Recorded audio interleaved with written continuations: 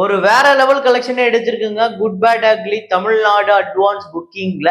அதே மாதிரியே மற்ற ஸ்டேட்ஸ்ல எப்படி பெர்ஃபார்ம் பண்ணியிருக்கு, ஓவர்சீஸ்ல எப்படி பெர்ஃபார்ம் பண்ணியிருக்கு, எல்லாத்தையுமே இந்த வீடியோல நம்ம ரொம்ப தெளிவா பார்க்க போறோம். இது இல்லாம வீரதீர சூரன், அப்புறம் L2 எம்புரான், சிக்கந்தர், இந்த படங்கள்லாம் நேத்து ஞாயிற்றுக்கிழமை எப்படி வசூல் பண்ணியிருக்கு. வீரதீர சூரன் நேத்து வீடியோல நம்ம குறிப்பிட்டு சொல்லியிருந்தோம், கிட்டத்தட்ட அந்த வெற்றியை நோக்கி போய்கிட்டு இருக்கு.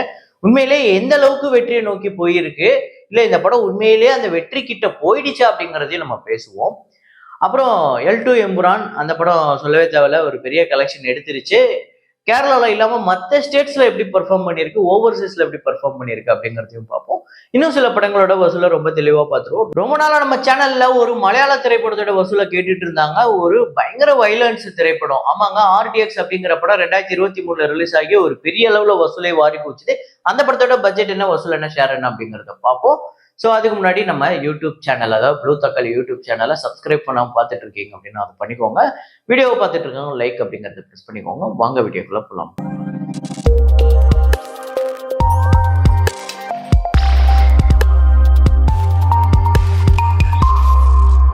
நேற்று வீடியோவில் நான் ஒரு ஃப்ரேம் ஒன்று வச்சிருந்தேன். அதை ரொம்ப சில பேர் மட்டும் தான் கரெக்டாக கெஸ் பண்ணியிருந்தீங்க. அது என்ன ஃப்ரேம், என்ன படம் அப்படிங்கிறத இப்போ பார்த்துட்டு வாங்க.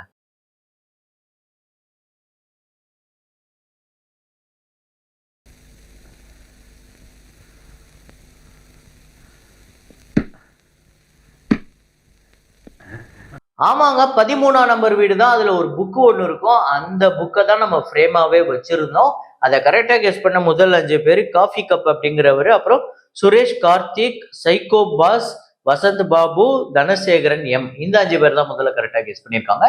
இன்னைக்கு ஒரு ஃப்ரேம் ஒன்று வச்சிருக்கேன். அது என்ன ஃப்ரேம், என்ன படம் அப்படிங்கிறத கெஸ் பண்ணுங்க.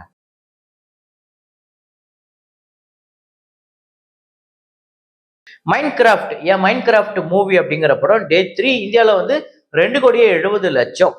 ஸோ டோட்டலா இந்தியாவில் மட்டுமே 5,89,00,000. நேத்து வேர்ல்டு வைடு ஒரு பெரிய கலெக்ஷன் எடுத்திருக்கு. அதாவது இந்த படம் இதுவரையும் 3 நாள்ல $301 மில்லியன் வந்து கலெக்ட் பண்ணியிருக்கு. பெரிய விஷயம். கிட்டத்தட்ட இந்த ஓப்பனிங் வீக்கெண்ட்லேயே இந்த படம் எவ்வளவு பெரிய கலெக்ஷன் எடுத்திருக்கு பாருங்க. அப்புறம் டிப்ளமேட் திரைப்படத்தோட டேட் 24 இந்தியாவில் வந்து 1 கோடி, வேர்ல்டு வைடு 1,07,00,000. ஸோ டோட்டலா 41,70,00,000 இந்தியாலையும், வேர்ல்டு வைடு 48,19,00,000. சிக்கந்தர் திரைப்படத்தோட டே 8 இந்தியாவில் வந்து 5,10,00,000, வேர்ல்டு வைடு 6 கோடி. ஸோ டோட்டலா 121,51,00,000 இந்தியாலையும், வேர்ல்டு வைடு 166,68,00,000 இந்த படம் வந்து வசூல் பண்ணியிருக்கு. ராபின்ஹுட் திரைப்படத்தோட டேட் 10 ஆந்திரா தெலுங்கானால 72,00,000, வேர்ல்டு வைடு 77,00,000. 11,46,00,000 ஆந்திரா தெலுங்கானாலையும், 15,75,00,000 இந்த படம் 10 நாள்ல வந்து வசூல் பண்ணியிருக்கு. மேட் ஸ்கொயர் திரைப்படத்தோட டேட் 10 கலெக்ஷன் ஆந்திரா தெலுங்கானால 2,60,00,000, வேர்ல்டு வைடு 3,15,00,000. ஸோ டோட்டலா 46,79,00,000 ஆந்திரா தெலுங்கானாலையும், வேர்ல்டு வைடு 70 கோடி கிட்ட இந்த படம் வந்து வசூல் பண்ணியிருக்கு. அப்புறம் L2 எம்புரான், இந்த படத்தோட டே 11 கலெக்ஷன் கேரளால 3,21,00,000, தமிழ்நாட்டில் 42,00,000, ஆந்திரா தெலுங்கானால 15,00,000, கர்நாடகாவில் 25,00,000, ரெஸ்ட் ஆஃப் இந்தியாவில் 15,00,000, ஓவர்சீஸ்ல 1,65,00,000, உலகம் முழுக்க 5,83,00,000 இந்த படம் வசூல் பண்ணியிருக்கு நேத்து ஞாயிற்றுக்கிழமை. ஸோ டோட்டலா கேரளால 82 கோடியை கடந்திருக்கு. 82 கோடியே 16,00,000, தமிழ்நாட்டில் 9 கோடியே 8,00,000, ஆந்திரா தெலுங்கானால 4 கோடியே 73,00,000, கர்நாடகாவில் 12 கோடியே 10,00,000, ரெஸ்ட் ஆஃப் இந்தியாவில் 8 கோடியே 21,00,000, ஓவர்சீஸ்ல 141 கோடியே 13,00,000, வேர்ல்டு வைடு 257 கோடியே 41,00,000 இந்த படம் வசூல் பண்ணியிருக்கு. இதுவரையும் 11 நாள்ல சரியான கலெக்ஷன், இண்டஸ்ட்ரி ஹிட், 250 கோடி வசூலை தாண்டின ஒரே மலையாள திரைப்படம் அப்படின்னு சொல்லலாம். அப்புறம் வீரதீர சூரன் டே 11 ஆக்சுவலா நேற்றுமே ஒரு நல்ல கலெக்ஷன். தமிழ்நாட்டில் 2 கோடியே 80,00,000, ஆந்திரா தெலுங்கானால 13,00,000, கர்நாடகாவில் 20,00,000, கேரளால 33,00,000, ரெஸ்ட் ஆஃப் இந்தியாவில் 5,00,000, ஓவர்சீஸ்ல 1 கோடியே 70,00,000. ஸோ டோட்டலா 5 கோடியே 21,00,000 இந்த படம் வந்து நேற்று டே 11 கலெக்ட் பண்ணியிருக்கு.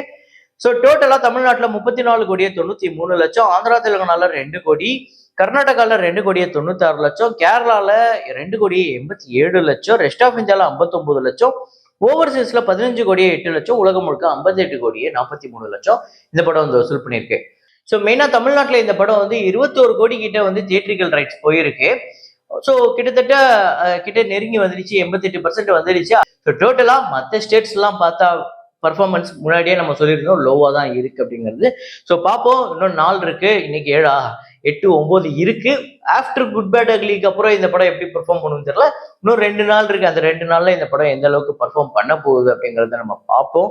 அதை தாண்டி யாருக்கு தெரியும், அதை தாண்டி இந்த படம் ஒரு பக்கம் சைட்ல போயிட்டு இருந்தாலும் போகும்ல. ஸோ அந்த மாதிரி நிறைய படங்கள் போயிருக்கு, நான் பார்த்துருக்கேன்.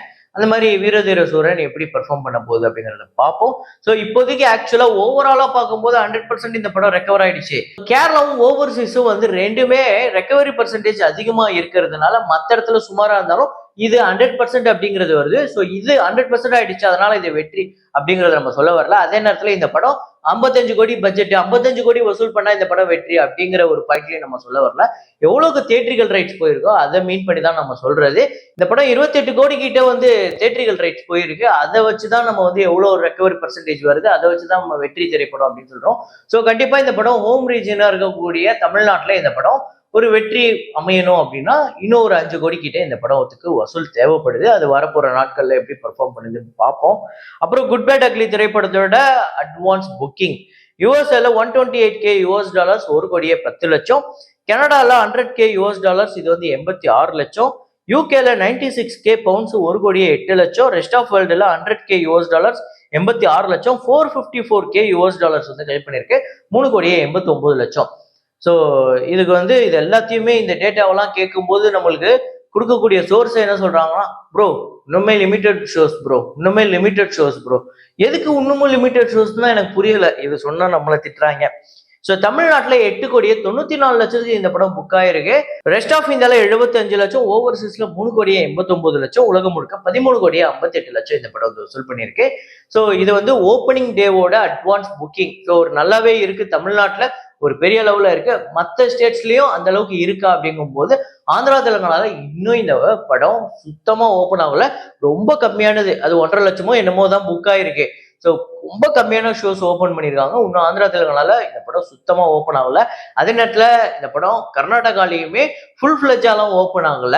ஸோ அப்புறம் ரெஸ்ட் ஆஃப் இந்தியால அங்கேயுமே பெரிய அளவுல இந்த படம் வந்து ஓப்பன் ஆகல. ஸோ கண்டிப்பா அங்கெல்லாம் இந்த படம் வந்து முன்னாடியே ஓப்பன் பண்ணியிருக்கணும். இப்போ இன்னும் 2 நாள் வச்சுக்கிட்டு இப்போ கூட ஓப்பன் பண்ணலன்னா என்னன்னு தெரியல. ஸோ 13 கோடியே 58 லட்சங்கிறது ஒரு டீசென்டான நம்பர் தான். அதுவும் பெரிய ஹீரோக்கு இது ஒரு நல்ல நம்பர் தான்.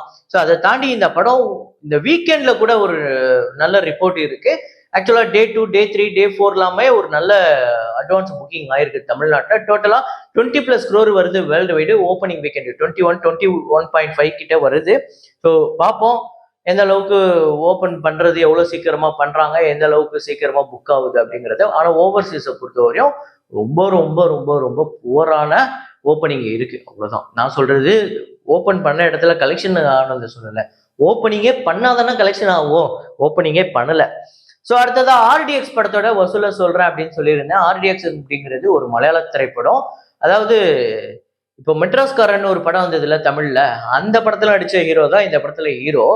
அவர் வந்து தமிழ்ல மெட்ராஸ்காரன்னு நடிச்சாரு. அந்த படமும் பெருசா போகல. ஆனா இந்த ஆர்டிஎக்ஸ் படம் வந்து வசூல் ரீதியா ஒரு பெரிய வெற்றி, யாருமே எதிர்பார்க்காத ஒரு வெற்றி. இந்த படம் ஒரு பயங்கர வைலன்ஸ். என்னடா மலையாள படத்துல இப்படிப்பட்ட ஒரு வைலன்ஸா, மார்க்கோக்கு முன்னாடி இது ஒரு பெரிய வைலன்ஸ் படம் அப்படின்னே சொல்லலாம். கேரளாவில் இந்த படம் கிட்டத்தட்ட 50 கோடியை கடந்து வசூல் பண்ணியிருக்குங்க. 51 கோடியே 90 லட்சம். தமிழ்நாட்டிலேயே 1 கோடி கிட்ட வசூல் பண்ணியிருக்கு. 1 கோடி 5 லட்சம். ஆந்திரா தெலுங்கானால 25 லட்சம், கர்நாடகால 2 கோடி, ரெஸ்ட் ஆஃப் இந்தியால 45 லட்சம், ஓவர்சீஸ்ல 28 கோடி, வேர்ல்டு வைடு 83 கோடி 65 லட்சம் வந்து வசூல் பண்ணியிருக்கு. பட்ஜெட் 10 கோடி, 43 கோடிக்கு மேல ஷேர் வந்திருக்கு. இந்த படம் ஒரு பெரிய பிளாக் பஸ்டர். இந்த படம் நீங்க பார்த்துருந்தீங்க அப்படின்னா கமெண்ட்ல போடுங்க. உண்மையிலேயே இந்த 80 கோடிக்கு மேல இந்த படத்தை வசூல் எடுத்திருக்குல்ல, அதுக்கு இந்த படம் ஒர்த்தா அப்படிங்கிறது. அப்புறம் குட் பேட் அக்லி புக் பண்ணிட்டீங்க அப்படின்னா அதையும் கமெண்ட்ல போடுங்க. எந்த ஷோ போறீங்க அப்படிங்கிறதையும் கமெண்ட்ல போடுங்க. பார்ப்போம் Day 1 எந்த அளவுக்கு இந்த படம் வந்து பெர்ஃபார்ம் பண்ண போகுது.